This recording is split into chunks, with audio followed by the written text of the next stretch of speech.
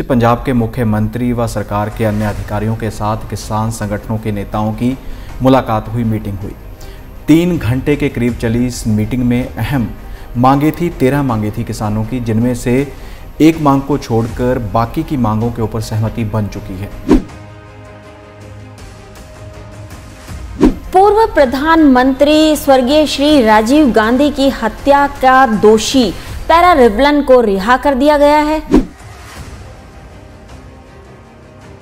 मामला था कि उनकी कई मांगें थी, जो कच्चे कर्मचारी थे वो कहते थे कि हमें पक्का किया जाए। तो इसी के चलते आज पूरी तरह से पंजाब में सरकारी बसों का चक्का जाम है। सरकार को काफ़ी नुकसान होने वाला है।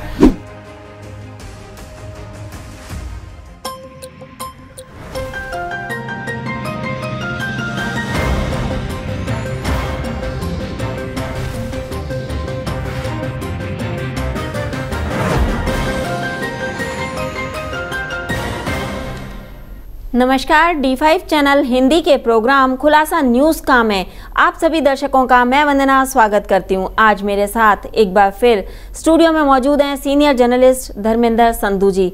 धर्मेंद्र जी, आपका बहुत बहुत स्वागत है। जी धन्यवाद वंदना जी। धर्मेंद्र जी, किसानों ने अपना धरना खत्म कर दिया है, उनकी कौन कौन सी मांगों को मान लिया गया है? बिल्कुल वंदना जी, किसानों ने 17 मई को चंडीगढ़ में पक्का मोर्चा लगाने का फैसला लिया था। इसी के चलते मोहाली में किसान बड़ी संख्या में इकट्ठा हो गए थे और उन्होंने रुख किया था चंडीगढ़ का, लेकिन पुलिस ने उन्हें मोहाली व चंडीगढ़ की जो सरहद बनती है उसके ऊपर ही रोक लिया था। तो किसानों ने वहीं पर ही अपना धरना शुरू कर दिया था। इसी बीच पंजाब के मुख्यमंत्री व सरकार के अन्य अधिकारियों के साथ किसान संगठनों के नेताओं की मुलाकात हुई, मीटिंग हुई। 3 घंटे के करीब चली इस मीटिंग में अहम मांगे थी, 13 मांगे थी किसानों की, जिनमें से एक मांग को छोड़कर बाकी की मांगों के ऊपर सहमति बन चुकी है।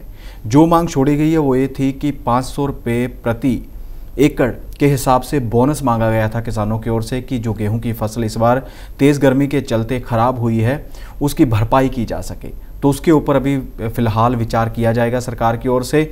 और मुख्य मांग थी उनकी कि जो धान की बिजाई है उसका जो समय था वो निर्धारित किया गया था 20 मई को। तो किसानों का कहना था कि हमें 10 मई का समय दिया जाए, 10 मई को हम धान की अपनी बिजाई शुरू कर देंगे। तो अब ये सहमति बनी है कि 2 जोनों में पंजाब को बांटा जाएगा और तारीखें तय की गई हैं। नई तारीखों का ऐलान किया गया है कि जो सीधी बिजाई करना चाहते हैं उनके लिए 14 जून व 17 जून, और जो सरहदी इलाके हैं जो बॉर्डर के साथ लगते हैं, चाहे वो फिरोज़पुर हो, चाहे वो गुरदासपुर हो, चाहे अमृतसर हो, उन इलाकों के जो किसान हैं उनको राहत दी गई है। उनको 10 जून से इजाज़त दे दी गई है कि वो अपनी धान की बिजाई कर सकते हैं।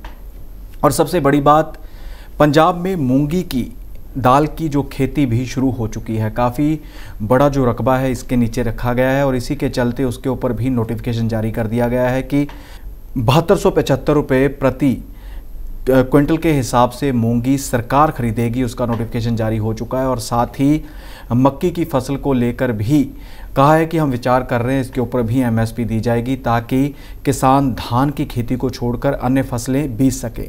और फिलहाल जो पंचायत मंत्री हैं कुलदीप सिंह धालीवाल, वो खुद किसानों के धरने में पहुंचे थे। उन्होंने वहां पहुंचकर किसानों की जो बात सुनी, किसानों के साथ जाकर उन्होंने बड़े ऐलान किए हैं।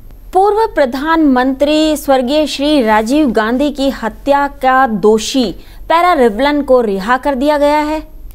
बिल्कुल वंदना जी, 31 साल बाद AG पैरा रिवलन को रिहा किया गया है और इसके चलते उनके ऊपर आरोप थे, दोषी थे वो राजीव गांधी जो पूर्व प्रधानमंत्री थे, उनकी हत्या के। तो इसी के चलते ही सुप्रीम कोर्ट ने संविधान के अनुच्छेद 142 के मुताबिक जो असाधारण शक्तियां मिलती हैं उनका प्रयोग करते हुए उन्हें आज़ाद करने का फैसला किया है।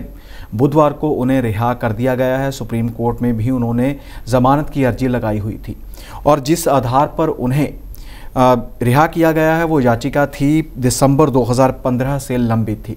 तो उसके ऊपर सुनवाई करते हुए उन्हें रिहा किया गया। कहा गया है कि उनका जेल में आचरण अच्छा था, उन्होंने जेल में रहते हुए पढ़ाई भी की और सही व्यवहार करते थे। इसी के चलते उन्हें 31 साल के बाद रिहा किया गया है। मगर क्या उन्हें रिहा किया जाना ठीक है? वंदना जी, वो अपनी सज़ा अगर पूरी कर चुके थे, जेल के मैनुअल के हिसाब से उन्हें रिहा किया गया है तो बिल्कुल जायज़ है।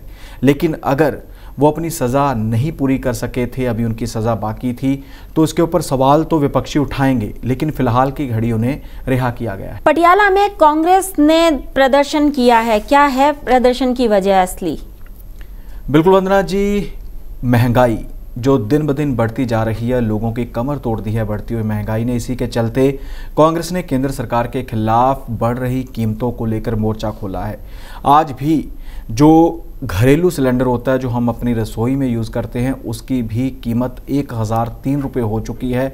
कमर्शियल सिलेंडर के दाम भी बढ़ चुके हैं।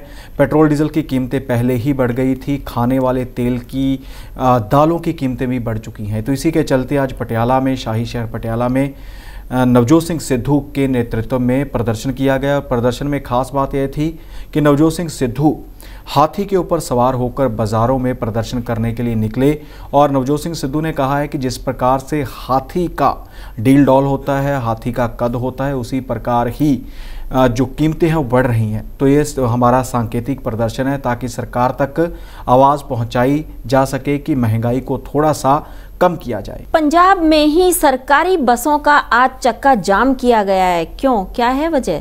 वंदना जी, पंजाब में पनबस, पंजाब रोडवेज, पीआरटीसी के वर्कर कर्मचारी अनिश्चितकालीन हड़ताल के ऊपर चले गए हैं। मामला था कि उनकी कई मांगें थी, जो कच्चे कर्मचारी थे वो कहते थे कि हमें पक्का किया जाए। तो इसी के चलते आज पूरी तरह से पंजाब में सरकारी बसों का चक्का जाम है। सरकार को काफ़ी नुकसान होने वाला है और इसी के चलते जो फ़ायदा होगा वो प्राइवेट ट्रांसपोर्टर्स को होगा। प्राइवेट बसें चल रही हैं लेकिन सरकारी बसें आज बंद हैं। और साथ ही कुछ ऐसे कर्मचारी थे जिन्हें फारिग भी कर दिया गया था, उन्हें नौकरी से अलग कर दिया गया था, उनको फिर से नौकरी पर लाने की मांग को लेकर भी अब जो कर्मचारी हैं बसों के, सरकारी बसों के, वो पूरी तरह से अड़ चुके हैं। और जब तक कहते हैं कि हमारी मांगें नहीं मानी जाती तब तक हम इसी प्रकार ही चक्का जाम रखेंगे। हरियाणा सरकार ने भी धान की सीधी बिजाई को लेकर के बड़ा ऐलान किया है, क्या है ये ऐलान? वंदना जी, हरियाणा सरकार ने भी सीधी बिजाई को लेकर कहा है कि अगर कोई किसान सीधी बिजाई करता है, बिना पानी के धान की फसल लगाता है, तो उसे 4000 रुपये प्रति एकड़ के हिसाब से सहायता दी जाएगी। और इसी के चलते ही पहले भी पंजाब सरकार भी ऐलान कर चुकी है कि जो किसान सीधी बिजाई करेंगे धान की, उन्हें 1500 रुपये प्रति एकड़ के हिसाब से राशि दी जाएगी। और 12 जिले बनते हैं हरियाणा के, जिनके हिसाब से जो किसान वहां के अप्लाई करना चाहते हैं उनके लिए एक पोर्टल भी लॉन्च किया गया है, मेरी फसल मेरा ब्यौरा। उसमें वो अप्लाई कर सकते हैं, पंजीकरण कर सकते हैं। और जो ज़िले हैं उनमें से काफ़ी जो बड़ा रकबा है, बड़ा जो लक्ष्य है वो निर्धारित किया गया है। उसमें बात की जाए तो जमुनानगर, पानीपत, सोनीपत में 6000 एकड़ में सीधी बिजाई करी जाएगी।